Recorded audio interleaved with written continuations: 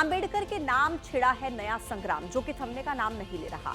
और इस संग्राम के केंद्र में गृह मंत्री अमित शाह का एक बयान है, जो उन्होंने मंगलवार को राज्यसभा में संविधान पर चर्चा के दौरान दिया था। और उस बयान को अंबेडकर का अपमान बताकर विपक्ष ने संसद से लेकर सड़क तक मोर्चा खोल दिया है। दरअसल गृह मंत्री अमित शाह के खिलाफ आज कांग्रेस बड़ा प्रदर्शन करने वाली है। आज भी संसद में विरोध दर्ज कराएगी कांग्रेस, और वहीं जंतर मंतर पर यूथ कांग्रेस और दलित संगठनों का भी प्रदर्शन होगा। कांग्रेस आज पूरे देश में सड़कों पर उतरेगी, हर राज्य की राजधानी और जिला मुख्यालय पर प्रदर्शन करेगी। इस बीच बीजेपी भी कांग्रेस के विरोध में प्रदर्शन करेगी। तो यानी कि बीजेपी और कांग्रेस दोनों ही पार्टियों का आज प्रदर्शन होगा। लेकिन कांग्रेस लगातार देखिए सवाल उठा रही है गृह मंत्री अमित शाह को लेकर, और माफी की मांग कर रही है, इस्तीफे की मांग कर रही है। और अब कांग्रेस की तरफ से प्रदर्शन का ऐलान किया गया है अमित शाह के खिलाफ। संसद में भी आज कांग्रेस की तरफ से विरोध दर्ज कराया जाएगा। इसके अलावा हर स्टेट की कैपिटल यानी कि हर राज्य की राजधानी और जिला मुख्यालय पर कांग्रेस की तरफ से प्रदर्शन किया जाएगा।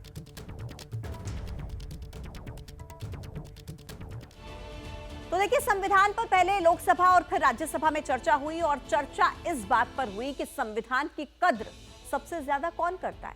इसी चर्चा के दौरान अमित शाह के भाषण का एक हिस्से को लेकर कांग्रेस हंगामा कर रही है। तो वहीं अमित शाह का कहना है कि कांग्रेस पार्टी बयान को तोड़ मरोड़ कर पेश कर रही है। संविधान निर्माता के नाम पर राजनीति का यह घमासान आप इस रिपोर्ट में देखिए। माफी मांगो, माफी मांगो, माफी मांगो, माफी मांगो। बुधवार को संसद शुरू हुई तो कांग्रेस के सांसद संसद के बाहर नारे लगा रहे थे। हाथों में अंबेडकर की तस्वीरें थी और नारों में एक ही मांग थी कि गृह मंत्री अमित शाह माफी मांगे।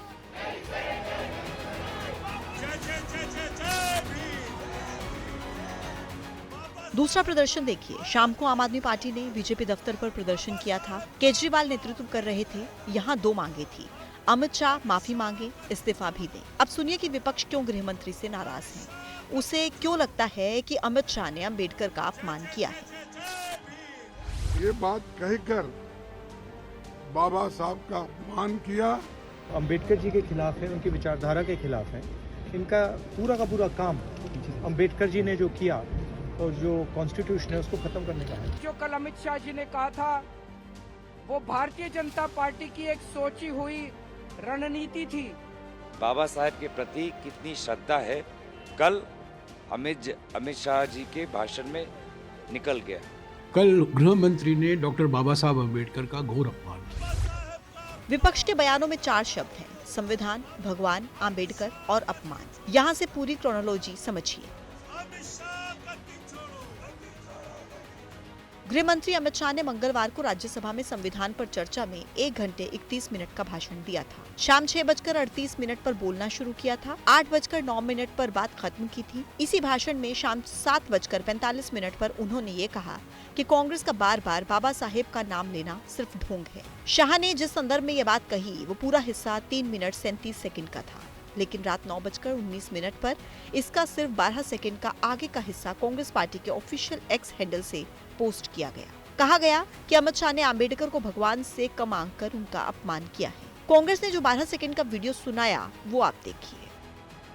अभी एक फैशन हो गया है, अंबेडकर अंबेडकर अंबेडकर अंबेडकर अंबेडकर अंबेडकर। इतना नाम अगर भगवान का लेते हैं तो 7 जन्मों तक स्वर्ग मिल जाता है।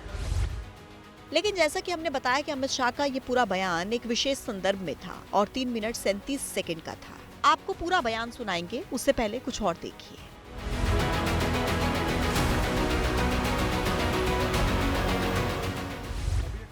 कांग्रेस ने जैसे ही अधूरे वीडियो के साथ अमित शाह पर अपनी पॉलिटिकल लाइन ली, वैसे ही सोशल मीडिया पर अमित शाह ट्रोल होने लगे। कांग्रेस के एक्स पोस्ट को उसके नेता धड़ाधड़ रिपोस्ट करने लगे। सुबह तीखे बयान आने लगे, फिर संसद के बाहर प्रदर्शन, अंदर हंगामा हुआ।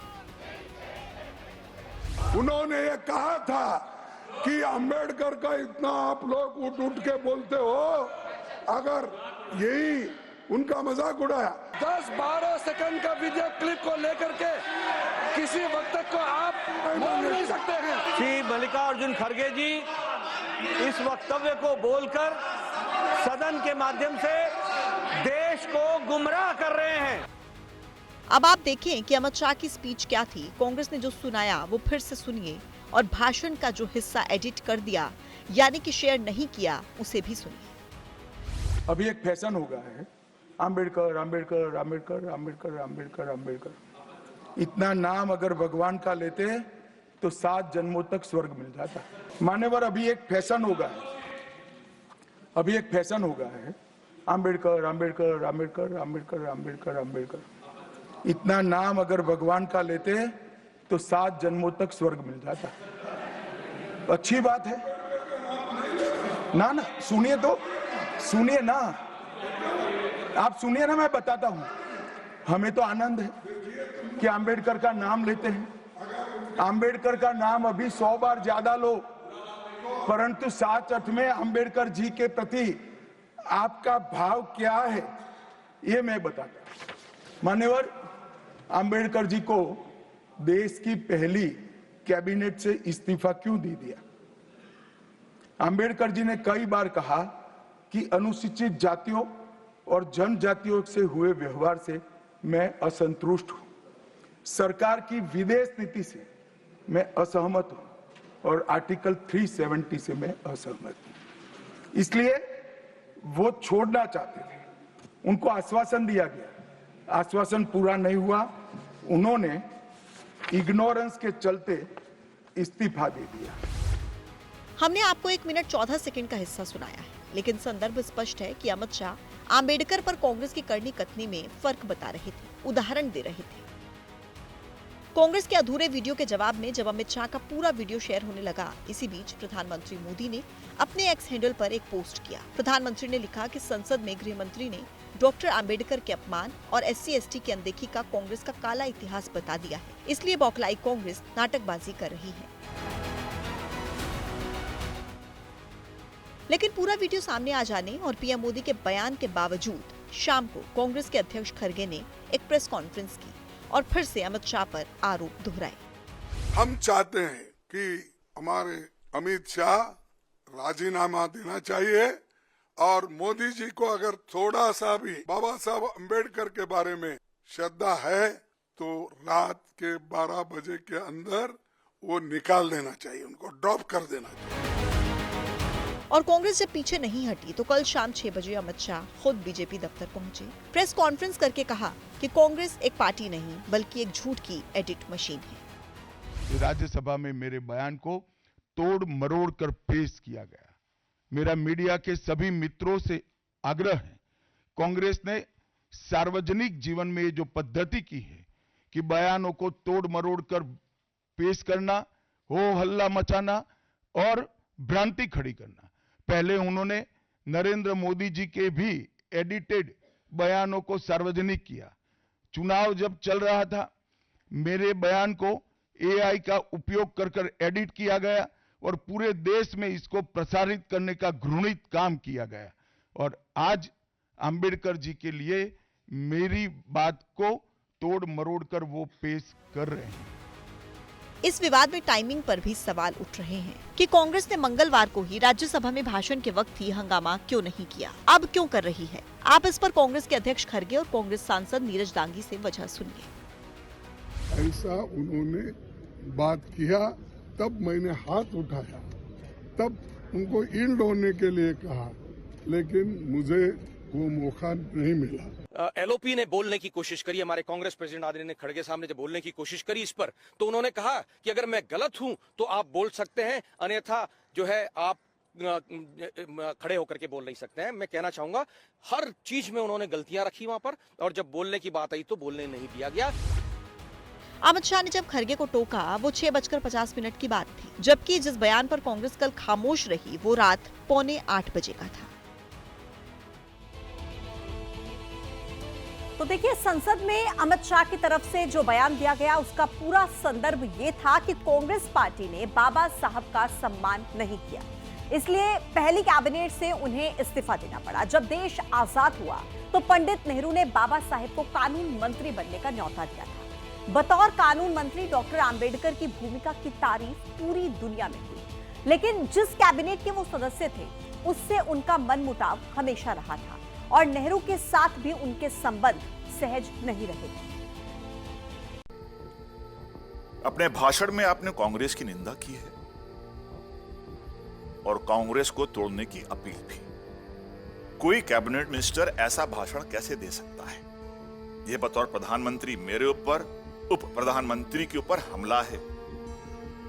अगर मिनिस्टर ऐसा सोचेंगे और बोलेंगे तो कैबिनेट की सामूहिक जिम्मेदारी का क्या होगा? देश के पहले प्रधानमंत्री जवाहरलाल नेहरू और doctor B.R. Ambedkar Hindu code bill के दो सबसे बड़े समर्थक थे, लेकिन दोनों के बीच हमेशा गहरे मतभेद थे और ये मतभेद इतने बढ़ गए थे कि लोग कहने लगे थे कि बिल पास भी होगा या फिर नहीं। एबीपी न्यूज के शो प्रधानमंत्री में उस वक्त की घटना का पूरा ब्यौरा बताया गया है। Doctor B.R. अम्बेडकर उस वक्त हिंदू कोड बिल को काफी अहमियत दे रहे थे, लेकिन दूसरी तरफ उन्होंने कांग्रेस पार्टी और हिंदू रीति रिवाज का विरोध बंद नहीं किया। 1951 के मई महीने में दिल्ली में मौजूद तमाम राजदूतों की मौजूदगी में उन्होंने हिंदू रीति नीति की निंदा की और लोगों से बौद्ध धर्म अपनाने की अपील की। इससे हिंदू कोड बिल पर माहौल और गर्म हो गया। संसद का अगला सत्र सितंबर में होना था। 10 अगस्त 1951 को अंबेडकर ने पंडित नेहरू को चिट्ठी लिखी। प्रिय पंडित नेहरू जी, मेरी तबीयत मुझे और मेरे डॉक्टरों को काफी परेशान कर रही है। इससे पहले कि मैं इलाज के लिए खुद को पूरी तरह से डॉक्टरों के हवाले कर दूं, मैं चाहता हूं कि हिंदू कोड बिल पास हो जाए। देश के पहले आम चुनाव बस कुछ महीनों में ही होने वाले थे। ज्यादातर सांसद डॉक्टर अंबेडकर के रुख से नाराज हो गए थे। प्रधानमंत्री नेहरू के सामने विकल्प घटते जा रहे थे। प्रधानमंत्री को यह तय करना था कि क्या इस कानून को लेकर पहले लोकसभा चुनाव में कांग्रेस को मुश्किल में डाला जाए या फिर सही वक्त का इंतजार करें। प्रधानमंत्री ने सही वक्त का इंतजार करना बेहतर समझा और 26 सितंबर 1951 को संसद में बड़ा ऐलान कर दिया। हिंदू कोड बिल को पास होने को लेकर सदन सब हमारी इच्छा से वाकिफ है। समय कम था, इसलिए हमने बिल को 2 हिस्सों में बांट दिया है। शादी और तलाक, इस बिल को मैंने ज्यादा अहमियत दी है। बहुत सोच विचार कर हम इस नतीजे पे पहुंचे हैं कि सदन के इस सत्र में इस बिल को पास करना नामुमकिन है। लिहाजा इस सत्र में हिंदू कोड बिल पर अब कोई चर्चा नहीं होगी। प्रधानमंत्री नेहरू की मुसीबत यहीं खत्म नहीं हुई। इस ऐलान के साथ हिंदू संगठन तो शांत हो गए, लेकिन कानून मंत्री अंबेडकर ने इसे अपनी साख से जोड़ते हुए इस्तीफा दे दिया। मैं बिल से शादी और तलाक का हिस्सा अलग करने के लिए इसलिए तैयार हो गया था कि हमारी मेहनत का कुछ तो फायदा हो, परिणाम निकले। लेकिन इस बिल की भी हत्या कर दी गई। ऐसे में मुझे मंत्री बने रहने का कोई अर्थ समझ नहीं आता है। शादी और तलाक संबंधित विधेयक पर 2 दिन तक चर्चा होती रही। फिर प्रधानमंत्री ने पूरे हिंदू कोड बिल को वापस लेने का ऐलान कर दिया। यह मेरे लिए बहुत बड़ा धक्का था। मैं बिल्कुल हैरान रह गया। मैं कुछ बोल नहीं पाया। मैं हिंदू कोड बिल को इतना महत्वपूर्ण समझता हूं कि अपने मतभेदों के बावजूद मैं मंत्रिमंडल में बना रहा। इसलिए अगर मुझसे कुछ गलती हुई भी है तो भी भलाई करने की नीयत ही रही है।